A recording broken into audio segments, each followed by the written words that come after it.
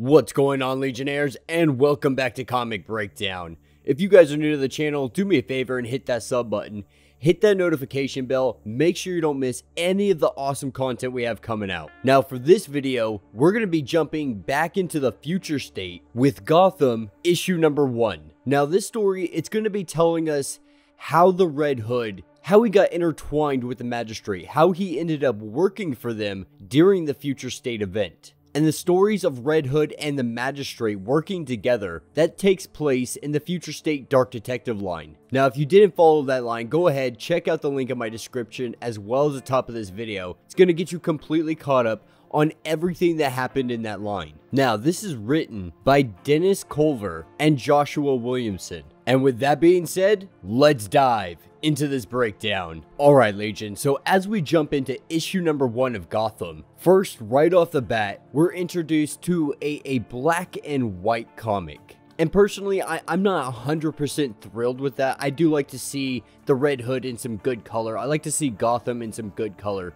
But it plays decently well going through this comic. Now, this comic, it opens us up with the Red Hood battling the one and only Scarface, the ventriloquist, also known as Arnold Wesker. Now, Scarface, he was in the middle of trying to get a big score, trying to rob something. But this is where Red Hood, he intervenes. He comes in and he starts whooping butt. Now, right now, Batman, he's presumed dead at this point. And so with Batman not being here, the Magistrate has really stepped up. And the Red Hood, he's left unchecked. There's no one to stop him from just being as brutal as possible. And we're seeing him just mess Scarface up. He has no opportunity here. His giant robot machine that he's using as a kind of ventriloquist machine, this is all no match for the Red Hood. And the Red Hood, he makes his way up to the controls where Arnold is. And he straight knocks Arnold out. And just like that, this fight is over with. But this is what we're seeing. We're seeing more and more with Batman being gone. We're seeing the criminals rise up. We're seeing caped individuals. We're seeing masked individuals all over the place. And the Magistrate is doing their best to try to keep all of them in check. Now, after this fight comes to an end, this is where we see Peacekeeper number 3. He makes his appearance because technically this is his territory. This is his sector to be guarding. And individuals like the Red Hood, they shouldn't even be fighting anybody. You know, he's not a vigilante anymore. He's a hunter. He's a hunter under contract for the Magistrate. Because right now the Red Hood, his job is to hunt masks down. Now, he's had an ulterior motive this entire time, but no one else is aware of this. For all intents and purposes, the Red Hood now works for the Magistrate. And that's what he needs everybody to believe. But Peacekeeper number 3, he continues to get into him. He continues to just ream him, telling him that he shouldn't be doing this, that this is his territory, it's his job, and the Red Hood needs to stay in his lane before he finds himself in Blackgate. Now, as they're in the middle of this argument, they hear a giant explosion, and this explosion is absolutely devastating. It starts sending things in every direction, and they have to hurry, get on their bikes, and make their escape as fast as possible. Now, at first, the Red Hood, he wants to go save somebody. He sees some civilians running, trying to escape the blast. But this is where Peacekeeper number 3, he tells him that he needs to save himself. Because he got word from dispatch from one of the drones in the sky. Now, that explosion, it destabilized the infrastructure. Everything is coming down right now. And so right now, it's them versus the street. And we see the street completely collapsing behind them as they are barely staying ahead of it. And as they're trying to make their escape, we see Peacekeeper number 3, his bike starts to fall. As the street collapses, it catches up with his bike. And Peacekeeper number 3, he makes the leap. He jumps for the ledge, and he barely makes it. Now, seeing that the collapsing has stopped, Red Hood, his first instinct is, we need to get in there. We need to be able to try to help some people. And Peacekeeper number 3, he kind of jokes about it. He's like, you know, it's funny, it's cute that you would even think that there's survivors after that. Anything that got caught in that blast, they're vaporized, they're dead. And this is when Peacekeeper number 3, he gets another word from dispatch. He gets word of exactly what this explosion did. And from a bird's eye view, we see a giant bat symbol. And the news, they go crazy. The media, they go insane. because up to this point, everybody, they know that Batman is dead. Bruce Wayne is dead. But they also know that there's a new Batman that's been taking up the mantle. And right now, he is being pinned for this. They are saying, no, this is what he did. He is not trying to help you guys. He is a menace. He is a terrorist. And he is somebody that needs to be dealt with. And the people that want to deal with that is the Magistrate.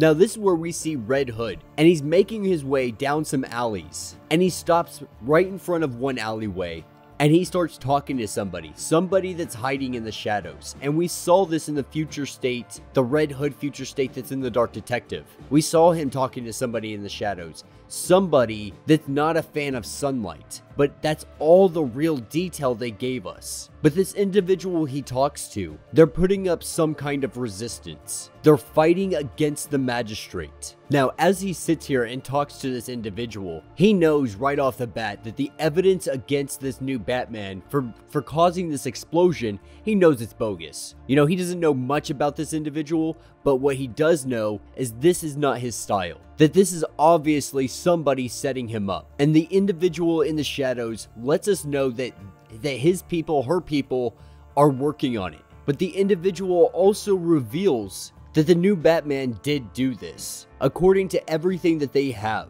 he blew up the Narrows. All of the evidence is real, and it's pretty damning. And the Red Hood, he's just like done. If that is the case, if this is factual, then he's over with. I'm gonna bring him in myself, whatever it takes. I will do whatever is necessary if he is the one that destroyed the Narrows. But the Red Hood, he's also reminded of what is bigger at play here, the big picture. And the big picture is taking down the Magistrate. They're going to use this to their advantage in taking down the Magistrate. If they can find a way to implicate them, you know, even if they had nothing to do with this, because at the end of the day, the Magistrate, they are responsible for what is happening to Gotham right now. They are responsible for the state of Gotham as it stands. Now, this is what brings us to a meeting with Peacekeeper number 3. A meeting with him and Red Hood. Now, down in the streets, they hear people chanting, "Death to the Batman, death to the Bat, death to the Bat." And this is exactly what they wanted. This is exactly what the Magistrate needed. They needed the voice of the people on their side. Once they had the people, it really gives them free reign to do what is ever necessary to bring down masked individuals. And Peacekeeper lets them know. He lets them know that it is time to go into total war. They're going to be making unprecedented moves, bringing people like the Red Hood into the fold.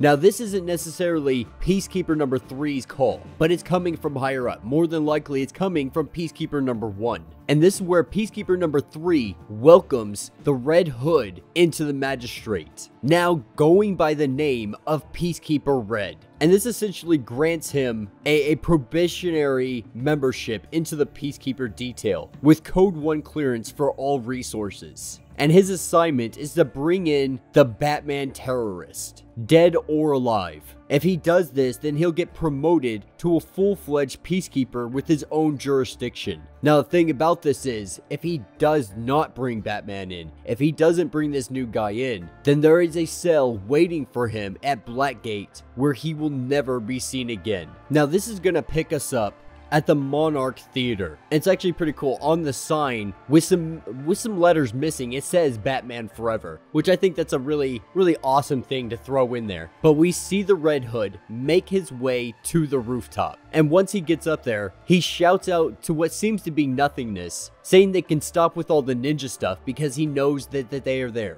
And this is when he gets told the rooftops, they are off limits to him. And the Red Hood, he says he only wants to talk. He wants to have a discussion, especially after what just happened. Because even he knows the new guy, he's way in over his head right now. The new Batman is just way in over his head. But this is when we hear a voice say that he doesn't belong there anymore. That he's not part of them. Because this is a family, and this is a meeting just for them. And this is where we see Nightwing and the rest of the gang. And that will be the end of this issue. So let me know what you guys think down in the comments. Personally, I thought it was a lot of fun. You know, like I said before, I wasn't a huge fan of the black and white, but it kind of plays. It kind of works in this situation. I would really like to see what it looks like in color though. But I'm kind of excited for this. You know, the Future State line, I really thought it was over with. I didn't think we were going to see much more of it, at least not this soon, not this quickly. But I'm a sucker for Red Hood. I absolutely love some Red Hood, and I'm a big fan of Joshua Williamson. And I think this line, it has a lot of potential. I'm really excited to see what direction they go with this and how it's all going to play out for Jason Todd. But yeah, let me know what you guys think down in the comments. If you have not yet, do me a favor, subscribe to the channel, like this video, make sure you're hitting all the comics that we're dropping every week. And with that being said, until the next breakdown.